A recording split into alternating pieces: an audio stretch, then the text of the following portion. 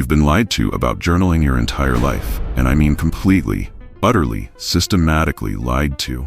Most of the productivity guru, if not every, has been feeding you the same garbage about expressing gratitude and processing emotions. And let's be honest here, I can give 100% guarantee that most of you don't even practice gratitude. Probably because you're an ungrateful person and you think you have got the worst life possible. Your life is full of negativity and misery. But in reality, there are children out there who don't even get to eat 3 times a day. Meanwhile, you're sitting there with your pretty journal, wondering why your life is still falling apart. Maybe you bought that journal or installed that journaling app and you felt like you are finally getting your shit together. And 2 weeks later, it's buried under your pile of unwashed clothes, right next to that workout plan you printed but never used. I've watched countless people fail at journaling the same exact way. The problem is that they treat it like a therapy session with themselves. For example, today I'm grateful for my morning latte. I'm setting an intention to be more present. I'm manifesting abundance. Stop. Just stop. While you're writing poetry about your feelings, successful people are using their journals like surgical instruments. They're dissecting their failures, mapping their weaknesses, and engineering their next moves.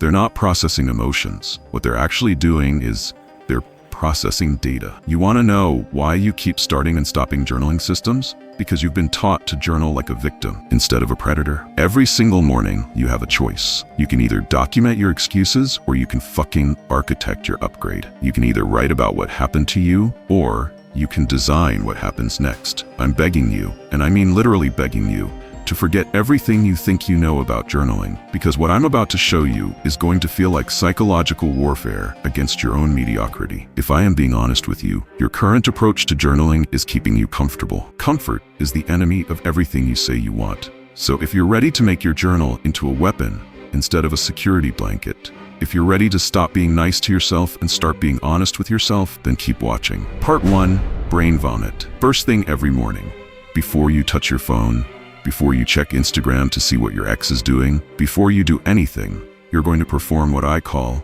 the dump. You're going to write down every single toxic thought bouncing around in your skull. The anxiety about that presentation, the anger at your roommate, the fear that you're falling behind, all of it. No editing, no making it pretty, no censoring yourself, because what if someone reads this? Write it raw, write it ugly, write it like you're confessing your sins to a priest who's already heard worse. So now you may ask, why does this work? Because your brain is basically a shitty web browser with 47 tabs open. Every unprocessed thought is eating up your mental RAM. But when you dump it on paper, you're literally clearing your cache. You're giving your brain permission to stop holding on to garbage. The problem is that most people skip this step because it feels kind of negative, but it's actually good. Negativity that's acknowledged loses its power. Negativity that's ignored, that shit multiplies like a virus and infects everything you touch. And no, I'm not asking you to become a pessimist. I'm begging you to become honest about the chaos in your head so you can actually do something about it. Part 2, Ruthless Daily Goals. Now let's talk about what separates the Chads from the weak-ass skibidi ultra-skinny neck gooner. The hit list. Forget your precious to-do lists with 20 items that make you feel busy but accomplish nothing. And you know the truth? Those are participation trophies for people who love the illusion of productivity. But when it comes down to your hit list, you can't allow yourself to add more than 3 items or tasks. 3 things that, if you don't complete them, your day was a complete waste of oxygen. Not, I'll try my best. Not, hopefully I'll get to it. Do or die. Let me tell you where you will fuck this up. You'll put garbage like check emails or buy groceries. No, those aren't hit list worthy. Those are just existing. Your hit list should scare you a little bit. It should be the stuff you've been avoiding because it actually matters. Example, finish the first draft of my business proposal. Have that difficult conversation with my manager. Work out for 45 minutes without making excuses. Or study for 5 hours.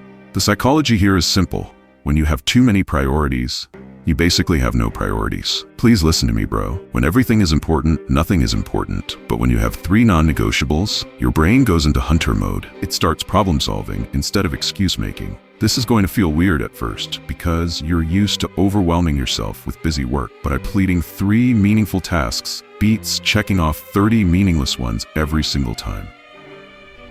Part 3, predict what will distract you. Now let's get a little bit tactical here. Look, Most people fail at productivity because they're living in denial about their own patterns. They act like their weaknesses are some big mystery when they literally do the same self-sabotaging shit every single day. So every morning, you're gonna ask yourself one simple question: what's most likely to fuck up my day today? And I want you to write down the real answer, not the politically correct version, the actual truth. Is it your phone? Then write, I'll probably waste 3 hours on TikTok or YouTube when I should be working.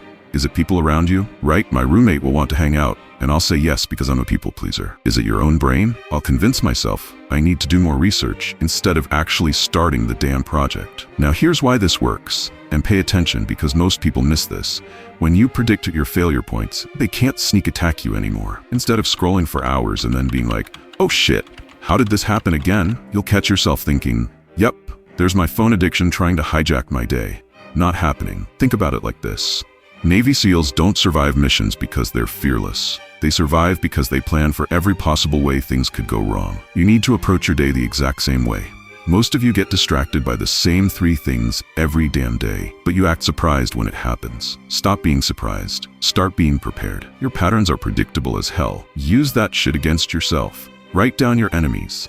Name them, because you can't fight what you refuse to see coming. Part 4, emotional strategy. Alright, this part's gonna get psychological, and it's probably gonna make you uncomfortable. Perfect. That's exactly where we need to be. You're gonna write a conversation with your future self, but not some motivational pep talk bullshit. You're gonna let tomorrow's version of you absolutely roast today's version for being a disappointment. Write this down. If I don't execute my hit list today, tomorrow I'm going to feel, and then let your future self go off. Something like, you absolute waste of space. You had 3 simple tasks and you chose to scroll Instagram instead. You complained about being stuck, but did nothing to unstick yourself. You're literally the same person you were yesterday, and you'll be the same pathetic person tomorrow unless you get your shit together right now. Now I know what you're thinking. Isn't this just toxic self-talk? Listen to me carefully. There's a difference between toxic self-talk and strategic discomfort. Toxic self-talk keeps you stuck.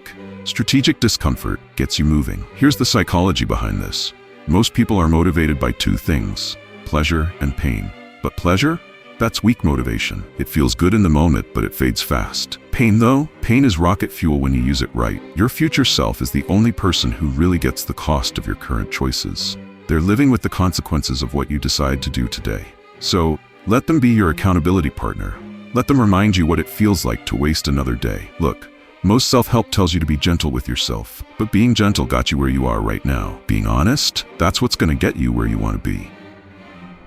Part 5, End of Day Breakdown. Every night, you come back to your journal like a detective investigating a crime scene. And the crime? How you spent your precious 24 hours. Don't write some diary entry about your feelings. Run a performance analysis on yourself. Ask these questions and answer them with 0 bullshit. What actually worked today? Not what you hoped would work.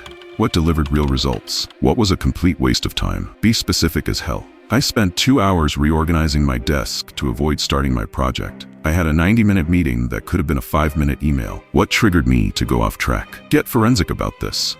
I got a notification at 2 p.m. and fell into a social media black hole. I felt overwhelmed, so I chose busy work instead of important work. What would I do differently? And I mean would, not should. What are you actually going to change tomorrow? Concrete actions, not wishful thinking. Here's what separates people who win from people who stay stuck. Winners treat every day like data. They collect information, spot patterns, and optimize their approach. Losers just hope tomorrow will magically be different while doing the exact same shit. Your life is basically an experiment, and you're both the scientist and the test subject. Every day you don't reflect is a day you stay exactly as clueless as you were yesterday. And look, this isn't about being perfect. It's impossible. It's about progression. It's about getting 1% more dangerous every single day. It's about becoming the type of person who learns from their mistakes instead of repeating them forever. That's how you level up. That's how you actually grow. That's how you stop being your own worst enemy and start being your own best weapon. Listen, most people journal like they're writing fan fiction about their ideal life. That's why they stay stuck. Journaling isn't about feelings, it's about facts. It's about patterns. It's about turning self-awareness into self-improvement. Every page you write is either making you stronger or keeping you weak. There's no neutral. Every morning you skip this system. You're choosing to stay exactly where you are. Your journal isn't a friend who validates your emotions. It's a mirror that reflects your reality. It's a manual for becoming the person you claim you want to be. Stop journaling like you're seeking therapy. Start journaling like you're planning a takeover. Your future self is either going to thank you or resent you for what you write down today. The choice is yours. But choose fast, because mediocrity is comfortable, and comfortable is where dreams go to die. Now stop watching videos about self-improvement and go improve yourself. Your journal is waiting.